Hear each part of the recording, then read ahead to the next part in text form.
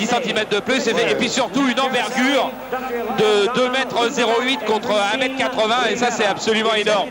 Mais Tyson, il a eu l'habitude de rencontrer des poids lourds plus grands que lui. Ça ne le gênait pas, mais est-ce que ça ne le gêne pas aujourd'hui? Ça, on va le savoir tout à l'heure. En tous les cas, lui, il n'a pas bronché, il n'a pas, Tyson, adressé un seul coup d'œil à qui que ce soit, ni à ses managers, ni à son entraîneur, ni à Bruno, ni au public. Il est tout seul dans ce combat dont vous découvrez les trois juges. Dans cette salle du MGM qui est comble.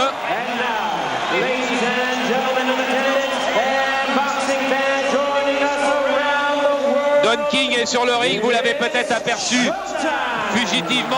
Voilà, il est sur la gauche dans le coin avec un smoking blanc apparemment noir. Lui aussi a été sifflé par le public anglais à son apparition. Petit à petit, le ring va se vider. Voilà l'arbitre Mills Lane, que vous connaissez depuis fort longtemps et qui arbitre, qui a déjà arbitré plus de 150 championnats du monde.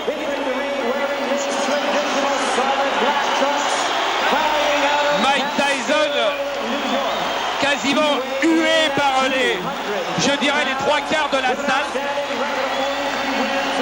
et qu'il n'a toujours qu'une défaite à son palmarès, mais que cette défaite a tout bouleversé dans la hiérarchie des poids lourds quand il avait été BKO par James Buster Douglas, puisque depuis les poids lourds sont allés un petit peu à volo, puisqu'il y a eu 15 champions du monde différents en 6 ans, dont quelques-uns dont vous vous souvenez sans doute même pas le nom, comme Michael Bent ou comme Damiani. Et Mike Tyson ce soir revient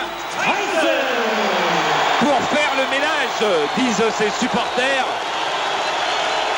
Mais pour faire le ménage, il va avoir en face de lui un Frank Bruno, que son titre de champion du monde depuis sa victoire contre McCall a peut-être changé, l'a peut-être modifié.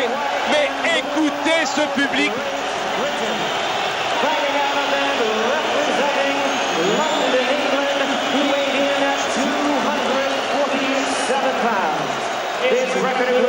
Ce public est en train de gonfler Frank Bruno, de lui faire oublier ses 4 défaites avant la limite, pour lui donner un maximum d'agressivité contre Mike Tyson. Il a dit et il a répété: j'en fais une affaire personnelle de ce match contre Tyson, tant son entourage a été désagréable, tant lui-même a été loin du champion qu'il devrait être. Il va boxer sous les couleurs de l'Angleterre, il va boxer pour l'Angleterre, et il va même, a-t-il dit, boxer pour le reste du monde, car le reste du monde souhaite la défaite de Tyson, dit-il aussi. En tout cas, Jean-Claude, vous avez résumé ce match.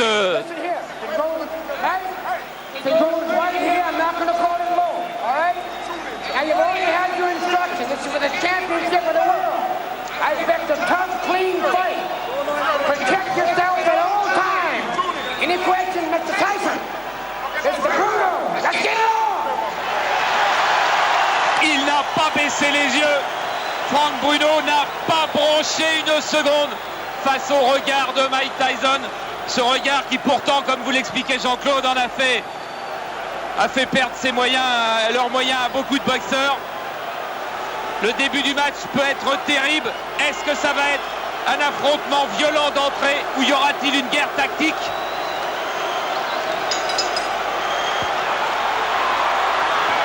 Oh, Tyson va choisir de frapper tout de suite avec 2 droites d'entrée.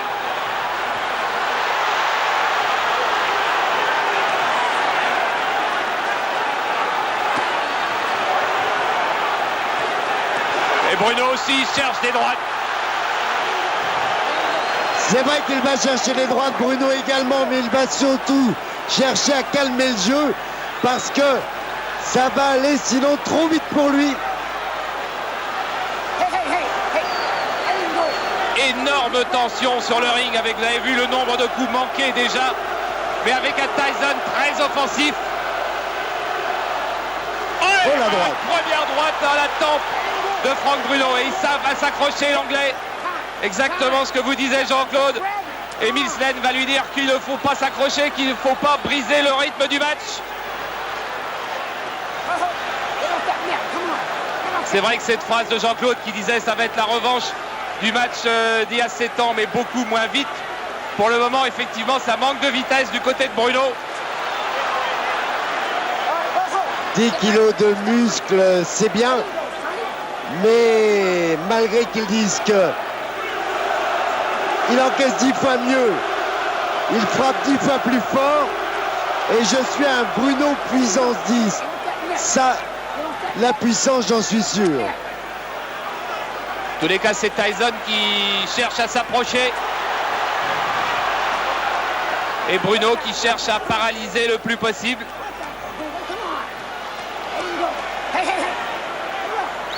Et vous avez vu, tous ces petits coups que donnait Bruno, c'est surtout pour se libérer, pour ne pas être trop crispé.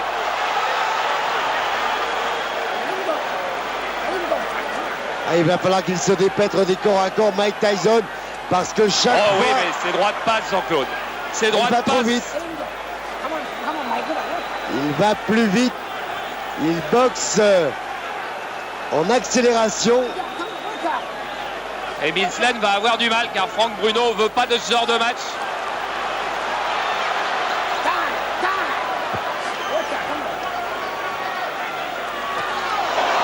Oh voilà les deux hommes qui sont failli s'éprouver là. Et je suis pas sûr que Tyson n'ait pas été touché. Avec un uppercut, mais je pense qu'il est arrivé à la poitrine avant. Ouais, droite de Tyson. Et cette fois-ci c'est Bruno qui est touché. Voilà, c'est un combat explosif, on le savait. C'est un combat de frappeur. Et voilà encore des droites. Et Tyson qui prend des risques, qui reste à la distance. Ah, Bruno qui est ouvert à l'arcade gauche.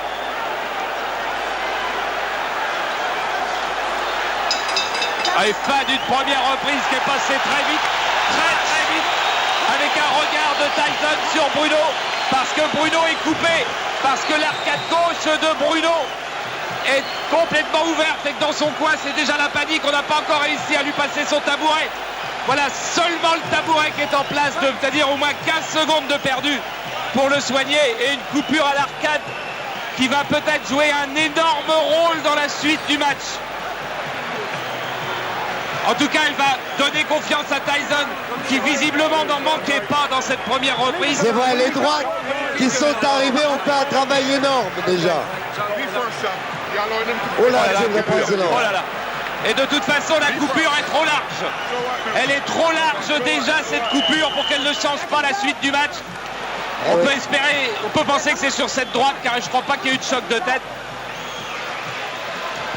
En tout cas, Franck Bruno, il peut douter maintenant, ou alors prendre des risques. A joué son va-tout parce que, avec une blessure profonde comme celle-là, et bien évidemment, Tyson va essayer d'accentuer. Et ça va envenimer les relations entre Tyson et son public. Regardez Slen, il a envie que le combat soit de meilleure qualité. Et il a bien vu que Mike Tyson cherchait à toucher la blessure de Franck Bruno.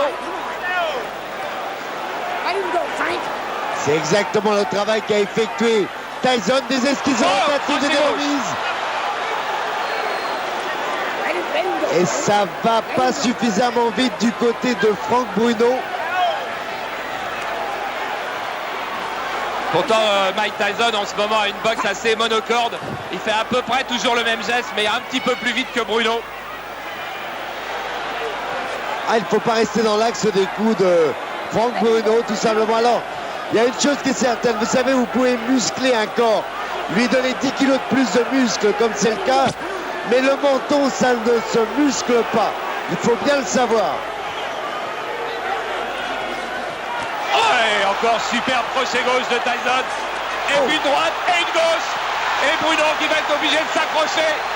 Chaque coup de Tyson éprouve l'anglais. Chaque coup de Tyson, c'est un coup de massue. On sait qu'il a beaucoup de cœur, Bruno, mais il lui faudra beaucoup d'autres choses que du cœur encore. La technique, il ne peut pas l'appliquer. Ce qu'il a bien travaillé, lui, c'était le direct du gauche et son uppercut derrière. Mais il est trop lent. Il est donc pris de vitesse par un Tyson qui se désaxe, qui qui approche dans l'esquive rotative et qui remise immédiatement avec force, avec punch. Oh, Franck Bruno. Franck Bruno, il a du mal.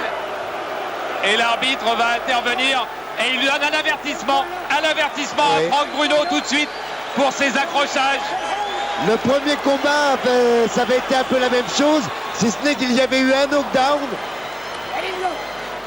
qu'avait subi Franck Bruno, mais l'avertissement, il en avait eu un pour tenue également. Non, il avait frappé après, derrière la tête. Voilà, et Franck Bruno est en train de se mettre en difficulté vis-à-vis de Milslen, l'arbitre, qui a donné un avertissement très vite pour que le combat gagne en clarté. Ah, c'était bien ça, l'uppercut. Trop lent. Il n'a pas des coups explosifs, Bruno. C'est toute la différence avec les coups de Mike Tyson. La blessure s'est rouverte, la blessure de Bruno s'est rouverte à l'arcade. Bruno qui cherche à boxer en uppercut du droit. C'est ce qu'il doit appliquer sur les assauts de Mike Tyson. Il est gêné par le sang. Franck Bruno.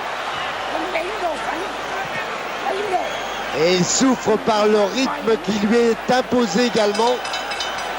Voilà, fin de la deuxième reprise dont Franck Bruno ne sort pas grandi.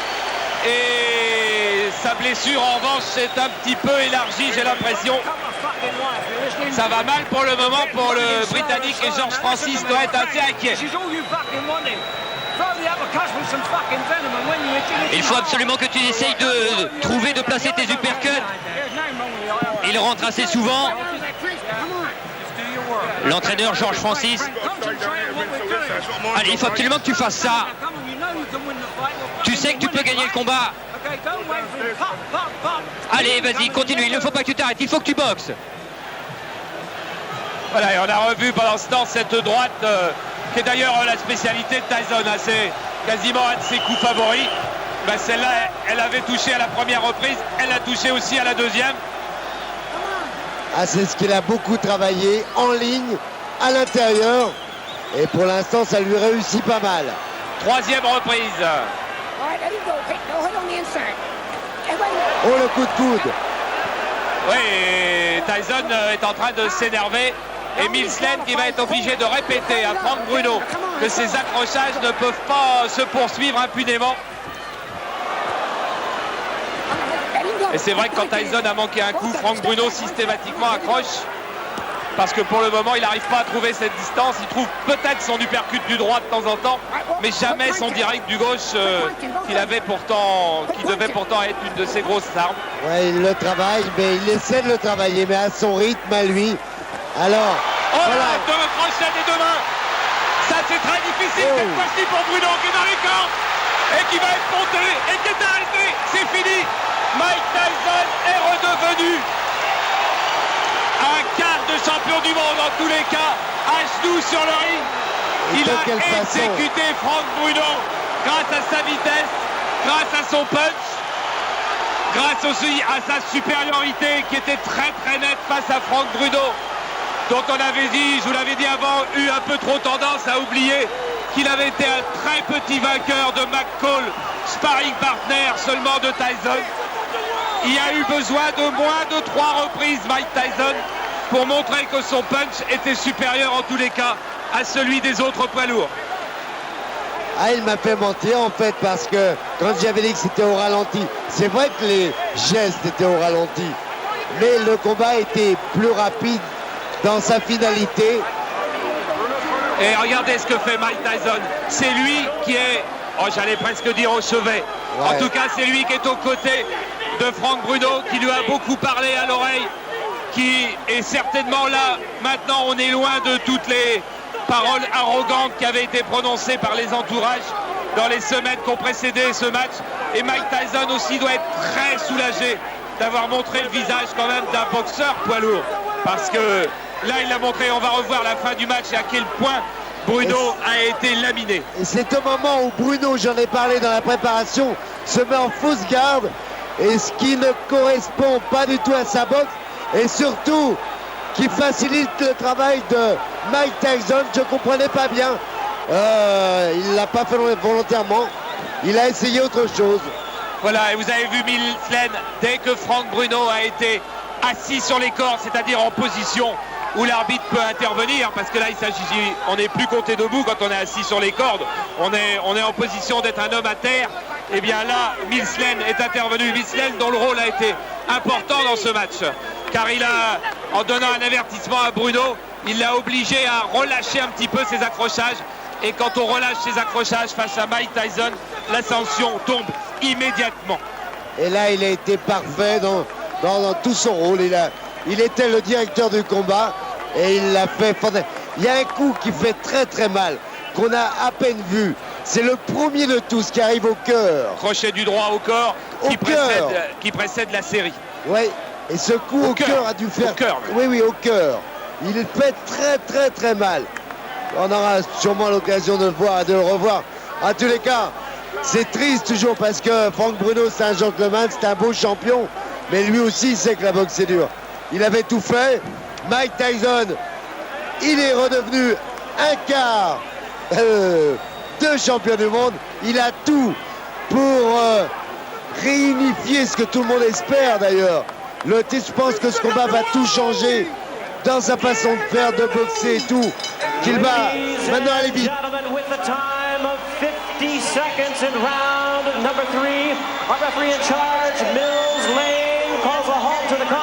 On peut pas dire qu'il soit expansif, Mike Tyson. 50 secondes à la troisième reprise. Il a boxé 6 minutes 50 pour reconquérir un morceau du titre de champion du monde. D'ailleurs, les promoteurs s'y étaient pas tout à fait trompés quand ils disaient championnat du monde, première partie, la première partie. Je dirais que Tyson, on peut pas dire qu'il est parti à la chasse aux imposteurs, car les autres sont pas des imposteurs. Mais il est parti en tous les cas pour chasser de la couronne mondiale tous ceux dont la place n'y est pas. Et c'est vrai que Frank Bruno n'était pas à sa place comme numéro 1 mondial. Sans doute que d'autres n'y sont pas non plus. Axel Schulz, ses premiers mots.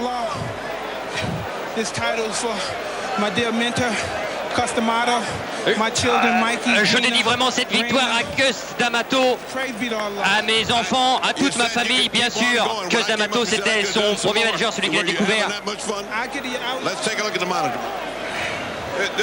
Voilà, on lui fait revoir les ralentis.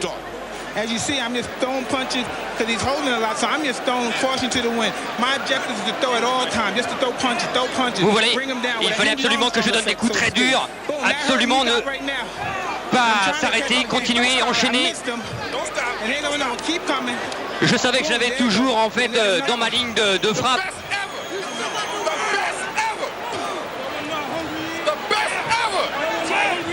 Ouais, effectivement, ce ralenti est impressionnant.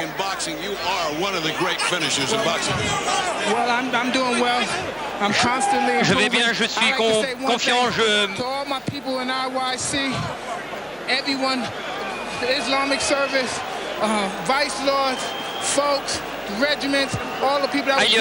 Il est en train de remercier tous les gens, que ce soit Fox, que ce soit les gens des hôtels qui l'ont supporté, qui l'ont aidé à revenir au plus haut niveau.